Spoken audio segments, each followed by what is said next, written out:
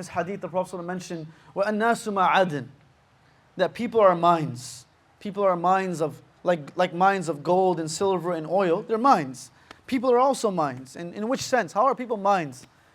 And the Prophet ﷺ says, why is this parable attached to humans? Just like a mine, if no one identifies that it's there, it will pass on years and no one will be able to benefit from it. Because no one knows that it's there. In order to benefit from the mine, you have to know that something is there for you to take. For so many years before the British came to the Arab countries, there was no such thing as oil. When they came, they identified the oil and hence they benefited. So people are also mines in the sense that every one of us have so much to offer Deen, so much to offer people. We're mines of goodness, mines of love, mines of generosity, but we have to identify that it's there. And once we identify that it's there, it goes through this. The second thing that is found in a mine is once you find oil, you have to make it go through a process.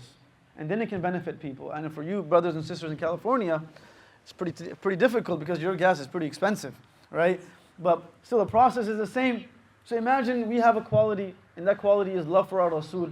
If we allow it to go through a process, and we keep it as a priority for our children, forget ourselves, for our children, right? I mean, I'm born and raised in America, and I applaud parents who are raising their kids in America.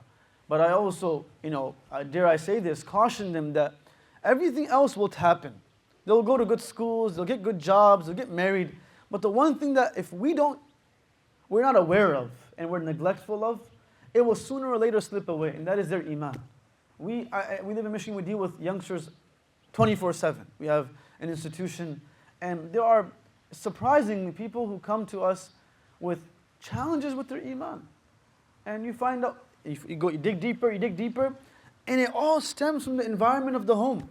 The environment of the home is the madrasa, the masjid, the khanqa, the factory of iman for the believer, for the child. It starts from the home. So if we are minds, it requires for us to work on it. And in due time, it becomes second nature. In due time, it becomes second nature because now it's something that we live with and we, inshallah, will embody. And it needs to be identified. The poet says, it's a very interesting poem that whenever I reflect on it, it kind of reminds me of different things and I'm able to derive different benefits from it. But in this specific niche of a discussion, he says, Iqbal mentions, कभी ए हकीकत मुंतज़र कभी ए हकीकत मुंतज़र नज़र आ लिबास मजाज में कि हज़ारों सजदे तरफ रहे हैं मेरे जबीन नयाज़ में जो मैं सर बसजदा हुआ कभी जो मैं सर बसजदा हुआ कभी तो ज़मीन से आने लगी सदा कि तेरा दिल है सनम आशना तुझे क्या मिलेगा नमाज में. Like what are we going to get from this? What are we supposed to get from this blessing of iman if we don't truly recognize it that it exists? That हज़ारों सजदे तरफ रहे हैं. We're doing many sajdas. लेकिन ज़मीन से आने लगी सदा. That even the earth recognizes तेरा दिल है सनम आशना. Like our heart is filled with so many other things. तुझे क्या मिलेगा नमाज में? What are we supposed to take from namaz? मस्जिद तो बना दी शब्बर में ईमान के हरारत वालों ने मन अपना पुराना पापी है परसों में नमाजी बन न सका बरसों में नमाजी बन न सका क्या खूब अमीर फैसल ने सन्नोसी को ये पैगाम दिया तू नाम नसब से हिजाजी है पर दिल का हिजाजी बन न सका तर आँखें तो हो जाती हैं तर आँखें तो हो जाती हैं पर क्या लज्जत उस रोने में जब खून जिगर की आमीज़श से अश्क प्याजी बन न सका. Like in one night, you guys, if you're from Pakistan and India, you know the history more than me. And one night in the city in Lahore, they were able to build a masjid. In one night. In one day, perhaps. He says, Masjid to banadi shabbar mein. Iman ke hararat walon ne. Man apna purana papi hai, barso mein namazi ban na saka. So we have all the facilities and the faculties and the blessings and the talent and the skill and the energy. Everything that is required, the urge and the significance of what we're supposed to do rather becomes pale in our eyes. And he says, Tar aankhein to ho jati hain. Yeah, sometimes we do cry. But kya lazzat us rone mein? It's not really enjoyable because it doesn't fertilize the heart. It doesn't allow the heart to become fertile. So for us, the blessing of Iman is our greatest motivation. That as we're living in this beautiful country, and specifically for you all, living in the beautiful city of LA in California, we live in Michigan, it's very beautiful as well, but just not in the winter, right? Other 9 months is beautiful, it's very green. I encourage you to come visit us, we'll take care of you inshallah. We'll take you to a city called Dearborn, where there's a lot of Arab food. And you'll come back weighing 10 pounds heavier, inshallah. It's not a good thing for your spouses, but it's good for you, right? But nonetheless, if Iman needs to be cultivated in this land, in this city, within our children, then that responsibility lies upon me. And motivation is something which is very powerful. That it allows a person to continue working towards something good. And the code of reference of motivation cannot be discombobulated. It cannot be obscure. The code of reference of motivation has to be somewhat, it has to be clear. It has to be clear for a person to identify. So for some, the code of reference for motivation can be wealth, and it's perfectly fine. At least there is a code of reference. I'm doing it because of money. Go ahead, do it. For some, it may be because of family. I want to make my family happy. For some, their code of reference is culture. I want to keep my culture in my family. Mera jo naam wa nasab hai, want to keep it in my family, the lineage. I'm Chaudhary hain, I'm Jat hain, I'm Mughal hain, whatever it may be.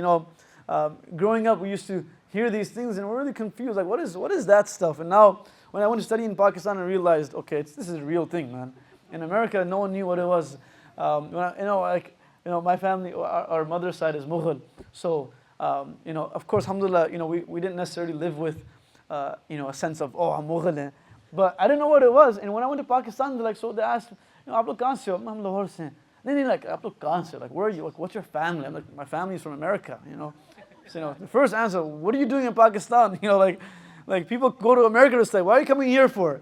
Like every country has something to offer, right? And Pakistan, definitely India, all these countries have things to offer. And where are you really from? Then I asked my mom one day, she's like, where are we from? Everyone's asking us, like, where are we from? She's like, who's asking you these questions? I said, everyone, So, okay, if they ask you, just tell them we're Mughal and say it with pride. I said, okay, I got it. Now, then of course I know Genghis Khan ki aulad. I said, that's not necessarily a good thing either. This dude was, he was a, warlord. But nonetheless, the idea became that in regards to, in this country, when we came back to when we studied in Canada, studied in Pakistan, when we came back, our biggest motivation became, like, how is it possible for us, born and raised over here, to provide a sense of comfort and a sense of norm to Islam, right? And until something is normalized, it is not necessarily enjoyable. But that's why Islam, the Prophet told us, Badal Islamu ghariba. That beautiful hadith, anyone heard this hadith before? Badal Islamu ghariba. The Prophet when he came to Medina, the first hadith that he mentioned, one of the first hadith, was that Islam will always be something strange. It's not necessarily something that will become normalized within the entirety of the world. But at least it can be normalized within our own families. Like, why is it so that, dressing in a certain way or embodying certain characteristics has to be frowned upon within our own family? My father, he comes from a background, I'm only saying this for the sake of just giving some context to it. He comes from a family, an army family in Pakistan, and he's the youngest sibling, and all of his brothers and sisters are physicians and engineers, are in the army, and generals, and they're retired now, they're very old.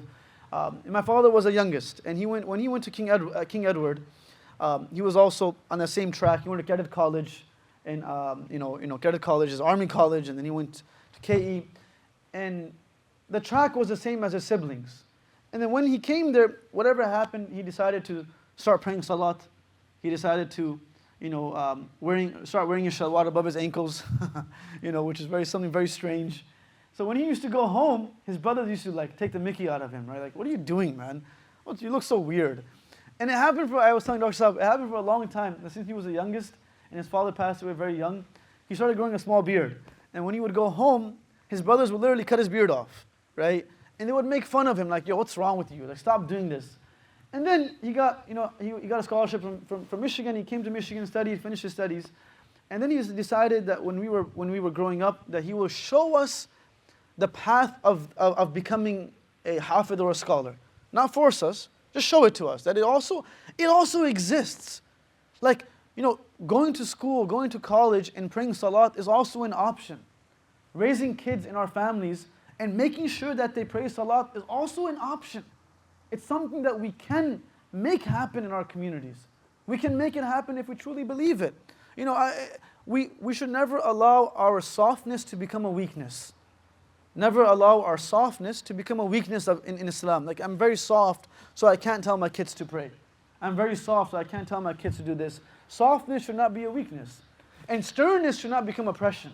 Right? There's no rigidness. You know, shiddat ke saath kaam nahi chalta. Like with love, with muhabba. So when we grew up here, when we saw that option, and my father always encouraged us to do both. And alhamdulillah, now we have, one of my brothers is going to ortho, and my other brother is going to law school, is going to law. So the idea was that you can balance both if you wanted to. You don't have to, if you wanted to. So for our children in our communities, I think the biggest thing for all of us is to identify that this is something which is a blessing. And if it's not taken care of, a time will come that it won't be here anymore. Like a car, if you don't give it an oil change, unless you're driving Tesla, right? If you don't give it an oil change for long enough, you won't be able to use it, right? The engine will fail on you. Slowly but surely, if you don't take care of your roof on a house, if it has a leak and you let the leak continue growing and growing and growing, a time will come where it will be unremovable damage, right? Similarly for us, Iman has to play the role of being the strongest motivation. That when I decide something for my family and for my children, it is okay for me to ask, is my family happy with this decision? It is okay for me to ask, is this decision better for my career? It is okay for me to ask, are my parents happy? But it's also okay for me to ask, that, is Allah happy with this? It's okay. And it can become something which is normal for us, as it already is in your community. MashaAllah, the community of Irvine is well known, strong Muslim community. You guys have so many programs, so much happening. What I am saying is primarily for myself and not for anyone else. It's for us to find a sense of passion to grow in our religion at whatever level. You know, one of our teachers would always say, if we're not progressing, we are regressing. If there's not progress, it's regress, right? And retention is growth. So if we can retain certain things in our life, that is growth. So as this new year begins, I encourage all of us to have this passion of identifying this blessing of Iman to be a motivation for us. And also to identify that it is actually a blessing. And if it's not taken care of, and for the Sahabas, it was the greatest blessing. And I was mentioning a story in Jummah when the Prophet ﷺ was told that he could go for hijrah from Mecca to Medina. And he was said that he was given permission from Allah to go for hijrah. He came to the house of Abu Bakr radiallahu anhu, and he said to him that Allah has given me permission to perform hijrah. So Abu Bakr radiallahu anhu, the best friend of the Prophet, you know, Qaribi dost, he said to him, Ya Rasulullah, as-suhbah, can I go with you? Like, can I accompany you on this journey? And the Prophet says, yes, you can. You can accompany me on this journey. And he starts to cry. Aisha radiallahu anha, the daughter, she says that ما فهمت وما علمت أن أحدا قد يبكي من الفرح حتى يومئذ. She says, I didn't know it was possible for a person to cry out of happiness until that day. That my father was so happy that he could accompany the Prophet on a journey in which he wasn't going to see roses and flowers. He was going to see enemies and people that are trying to take his neck off his shoulders. But that warmth of being with the Prophet was overwhelming. If I can be with the Prophet ﷺ, that is all that I need. Ki Muhammad se wafa tune to hum tere hain. Ye jahan cheez hai kya? Lauh wa qalam tere hain. You know, literally what Iqbal was saying is that if a person is able to identify their value to our Habib sallallahu alaihi wasallam, our Prophet, then if we're able to identify and reference the value that we have to our Deen, then lauh wa qalam tere hain ka matlab ye hai ki Allah will do what you want. Allah qadr aapki mizaj mein likhenge. Allah will write that which you want. Allah will make those things happen that are easier for you. And He will open up doors for you. Though of course there are difficulties that we will have to face in life, but doors will open up for us. Right? And Abu Bakr started to cry out of happiness that I can be with the Prophet ﷺ. That is the greatest thing that I could ever ask for. And hence, when the Prophet ﷺ left, they say that Abu Bakr radiallahu anhu, for the 2 years that he stayed alive, he never smiled. Because the death of the Prophet or the transition of the Prophet ﷺ was so heavy on him that he couldn't smile. It was so heavy. Like, how can I live without my Habib? How can I live without my best friend? And all the Sahabas felt the same. When Bilal radiallahu anhu, Bilal, the muaddin of the Prophet, when he was leaving this world, his wife was next to him. And she said to him, Wa huzna, wa huzna. What a sad day it is. What a sad day. Like you're Bilal, you're the muaddin. You know, like you are a celebrity.